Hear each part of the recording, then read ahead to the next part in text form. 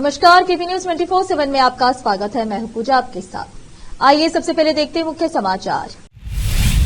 Bidar city AIMIM के अध्यक्ष Safiullah bag ने पार्टी कार्यालय बीदर में आयोजित की प्रेस कॉन्फ्रेंस। मौलाना सज्जाद नुमानी के ऐलान की निंदा की। पहले ही जीत चुके हैं निखिल कुमारस्वामी, विपक्ष के नेता आर अशोक ने कांग्रेस नेताओं को दी बधाई। फॉर्मूला ई रेस विवाद में किसी भी जांच का सामना करने के लिए तैयार, केटी रामराव का बड़ा दावा। कर्नाटक हाईकोर्ट ने सांसद तेजस्वी सूर्या के खिलाफ दर्ज एफआईआर पर आगे जांच करने से लगाई रोक। बिहार में पीएम मोदी बिरसा मुंडा की जयंती पर 6,640 करोड़ रुपए की परियोजनाओं का किया उद्घाटन। कार्तिक पूर्णिमा के अवसर पर वाराणसी में श्रद्धालुओं ने गंगा नदी में लगाई पवित्र डुबकी।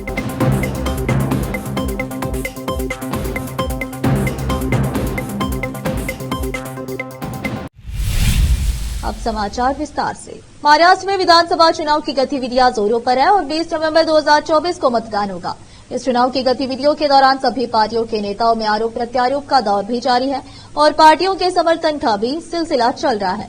इस बीच प्रसिद्ध आलिम मौलाना खलील रहमान सज्जाद नुमानी ने महाराष्ट्र के इस चुनाव में शिवसेना यूबीटी के उम्मीदवार के समर्थन का ऐलान किया है। इस संबंध में गुरुवार 14 नवंबर को बीदर में बीदर सिटी के एआईएमआईएम के अध्यक्ष सफीउल्लाह बेग ने पार्टी कार्यालय बीदर यूनिट में एक प्रेस कॉन्फ्रेंस आयोजित की, जिसमें उन्होंने मौलाना सज्जाद नुमानी की ओर से शिवसेना यूबीटी के उम्मीदवार के समर्थन के ऐलान की निंदा की और इस निर्णय को अनुचित और गैर जानिबदाराना बताया और मौलाना के समर्थन की खूब निंदा की।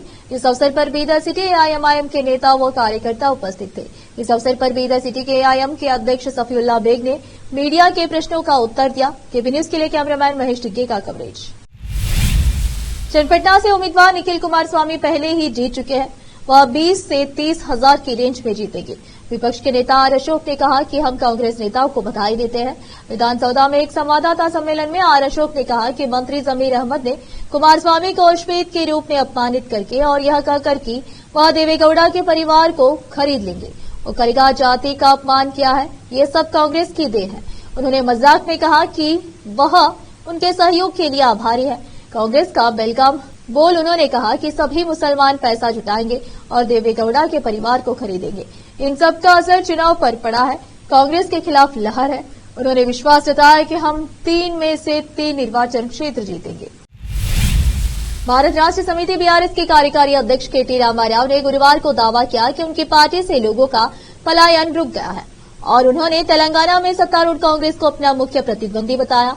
इसके साथ ही उन्होंने फार्मूला ई रेस विवाद में किसी भी जांच का सामना करने के लिए तैयार होने की बात भी कही। अगर निगम मंत्री के रूप में अपने कार्यकाल के दौरान कैबिनेट की मंजूरी के बिना फार्मूला ई रेसिंग कंपनी को 55 करोड़ रुपए हस्तांतरित करने के आरोपों का जवाब देते हुए केटी रामाराव ने कहा, मैं किसी भी जांच के लिए तैयार हूं। केटीआर के नाम से मशहूर केटी रामाराव ने जांच को कांग्रेस सरकार की तरफ से अधूरे चुनावी वादों से ध्यान हटाने के लिए खेला गया, ध्यान भटकाने वाला खेल करार दिया।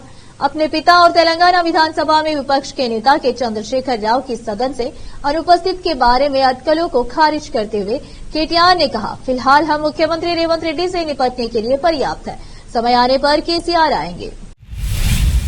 कर्नाटक उच्च न्यायालय ने गुरुवार को हावेरी पुलिस द्वारा सांसद तेजस्वी सूर्या के खिलाफ दर्ज एफआईआर की जांच पर रोक लगा दी। इसमें कथित तौर पर सोशल मीडिया पोस्ट में झूठी सूचना प्रसारित कर समूहों धर्मों के बीच दुश्मनी पैदा करने का आरोप लगाया गया है। यह जानकारी एक किसान की मौत के संबंध में दी गई है, जिसने 2022 में आत्महत्या कर ली थी।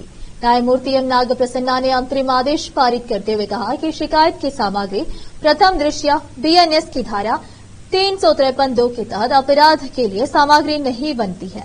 हावेरी जिले के हंगल तालुके के हारनगिरी गांव के एक किसान रुद्रप्पा ने 6 जनवरी 2022 को अपनी जान दे दी। हालांकि उनके पिता ने नवंबर 2024 के पहले सप्ताह के दौरान कुछ मीडिया आउटलेट्स को एक साक्षात्कार दिया, जिसमें आरोप लगाया गया कि उनके बेटे ने यह जानने के बाद अपनी जान दे दी कि उनकी जमीन के राजस्व रिकॉर्ड में वक्फ का नाम दर्ज है।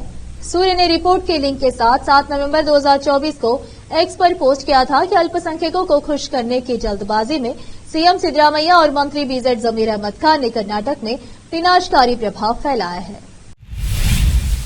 हमारी सरकार ने 5 गारंटी योजनाओं के माध्यम से कृषक समुदाय और आम लोगों को सहायता प्रदान की है।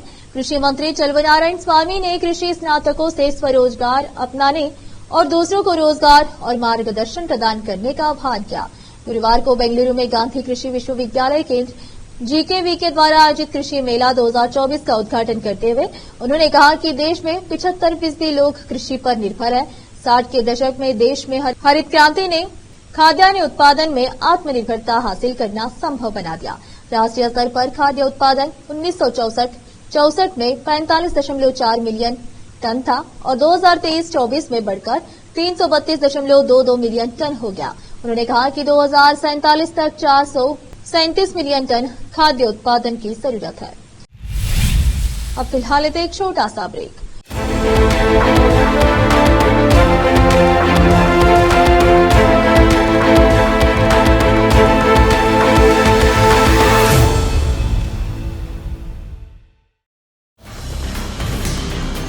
हिंदुस्तान के हर कोने में हम हैं मौजूद। 24 घंटे हालात पर गहरी नजर, खबरों से जुड़े चुपते सवालात और आपको दिखाता है धार्मिक, सामाजिक, राजनीतिक, लोकल और इंटरनेशनल न्यूज की सबसे बेहतर कवरेज जो आपको रखती है हर पल बाखबर। देश और दुनिया भर की खबर के लिए देखते रहें KP news 24/7। Noor education trust Bidar की ओर से चलाए जाने वाला Noor MEd and BEd college Bidar, recognised by NCTE Delhi and affiliated to Bidar University, Bidar. Admission are open for the academic year 2024-25.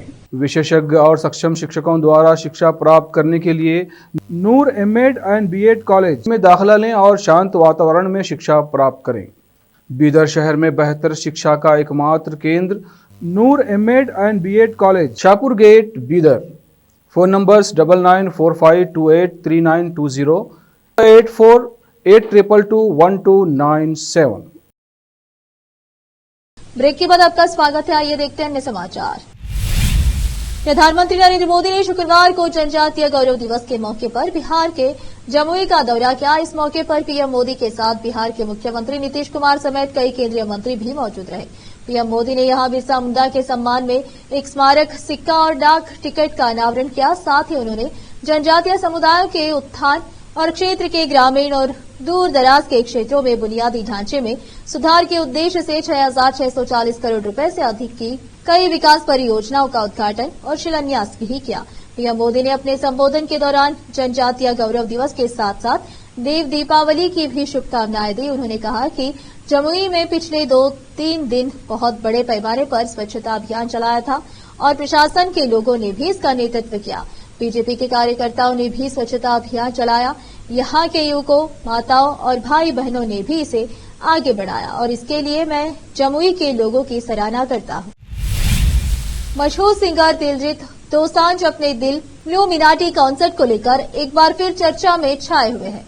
जानकारी के मुताबिक उनका शो जल्द ही हैदराबाद में होने वाला है, लेकिन उनके शो से पहले तेलंगाना सरकार ने उन्हें एक लीगल नोटिस जारी किया है। इस नोटिस में कहा गया है कि वह अपने शो के दौरान शराब, ड्रग्स या फिर लड़ाई झगड़े से जुड़े गाने नहीं गा सकते हैं।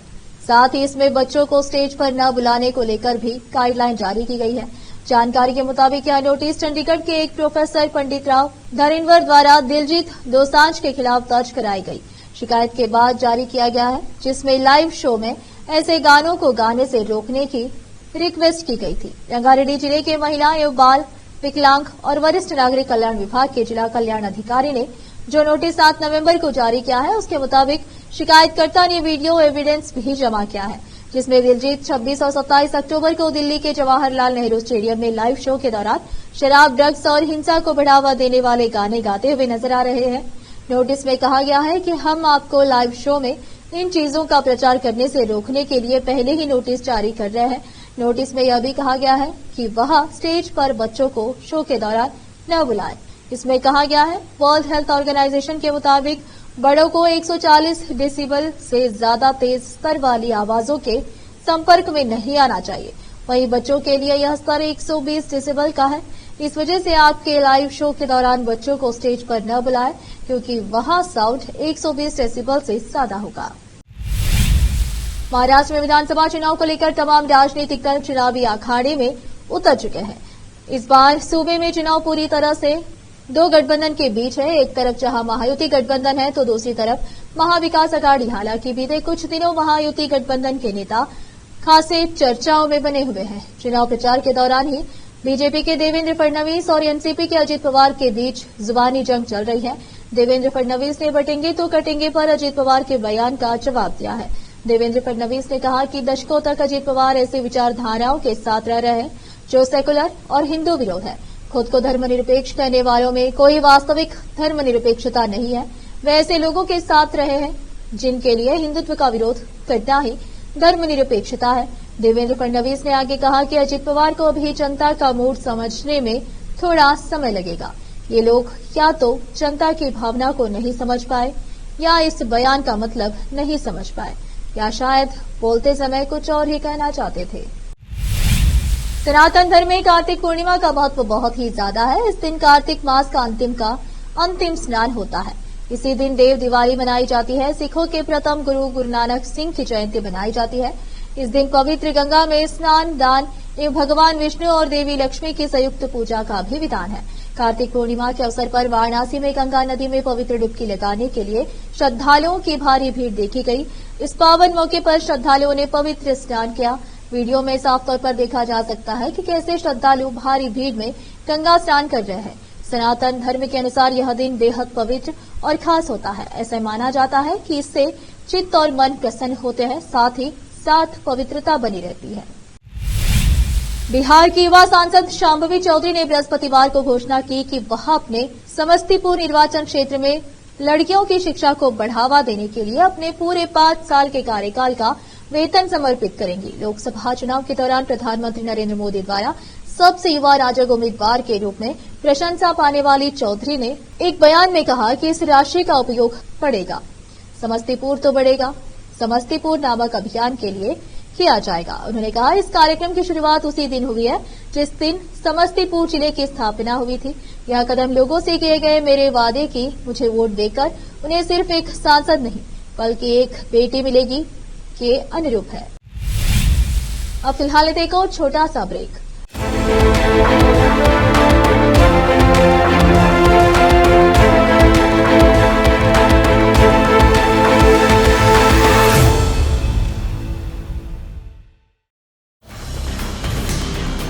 हिंदुस्तान के हर कोने में हम हैं मौजूद। 24 घंटे हालात पर गहरी नजर,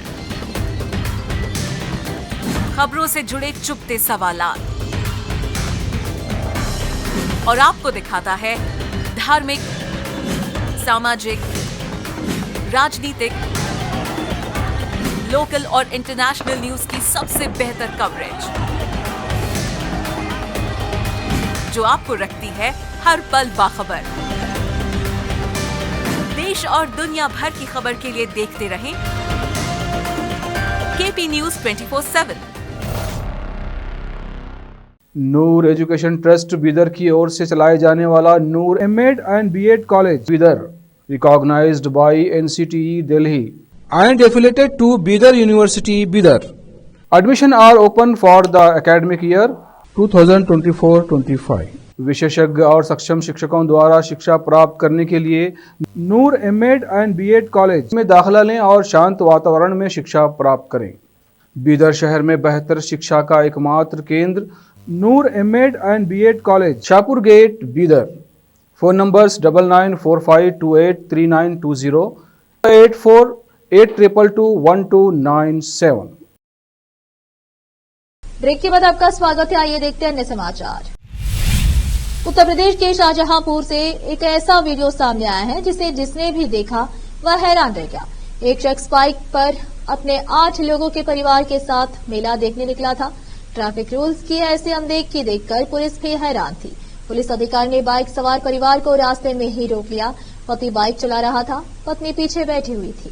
3 बच्चे बाइक की टंकी पर बैठे हुए थे और 3 बच्चे पत्नी के पीछे बैठे हुए थे।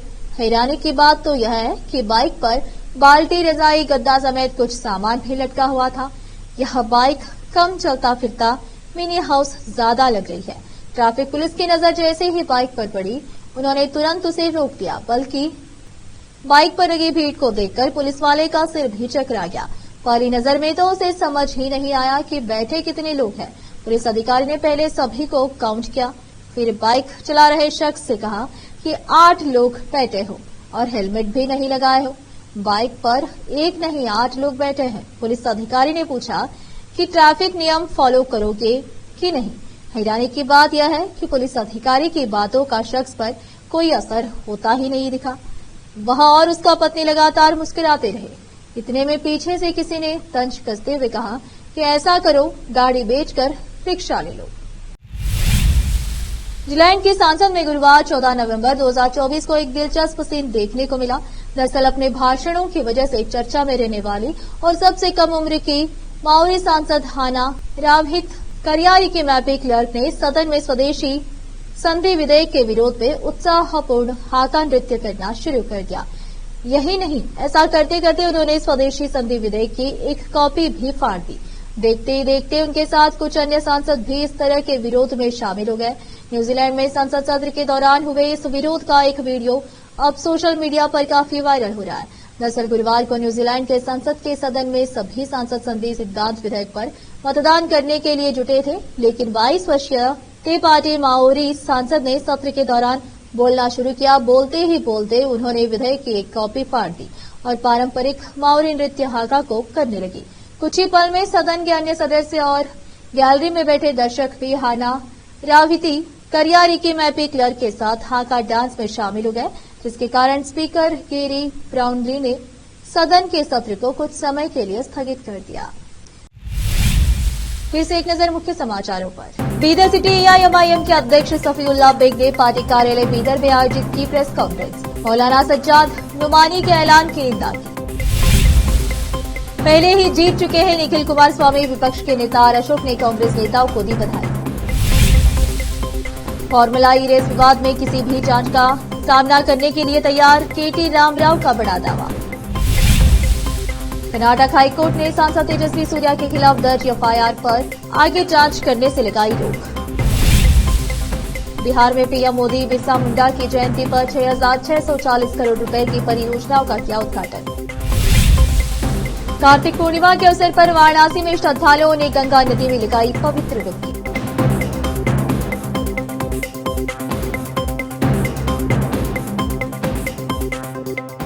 केपी न्यूज में इस वक्त के लिए इतना ही। देश प्रदेश के समाचारों के लिए देखते रहिए आपका अपना चैनल केपी न्यूज 24/7। धन्यवाद।